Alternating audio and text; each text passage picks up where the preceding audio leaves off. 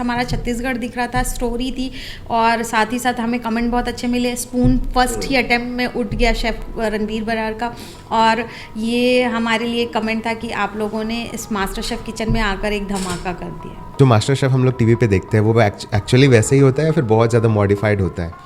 Main important है 1 our cooking, वो 1 our ही का कुकिंग अराउंड होता है। थोड़ा बहुत आपको 5-10 मिनट का कैमरा आता रहेगा जाता रहेगा, तो इस दौरान आपको शायद हो सके कि आपको 5 मिनट का भी एक्स्ट्रा मिल जाए। आप लोगों को ऐसे गुस्सा नहीं आता था कोई जज बीच में आकर बोल देता था कि ये जला हुआ है? नहीं, जजेस आते थे, गेस्ट आते थे, तो वो हमें लगता था कि अरे यार आ गए, फिर टाइम चला जाएगा। और फिर क्या होता है, कई बार हम उनसे बातें कर रहे हैं और हमें पकाना भी है, उस बीच जल गया तो वो बहुत डर लगता था। साथ ही साथ जजेस के आने पे हमें ये डर हमारा काउंटर गंदा तो नहीं है, अगर गंदा होगा तो वो टेबल पे पहुंचने से पहले ही रिजेक्ट कर देंगे कि आपका खाना हम नहीं चख सकते।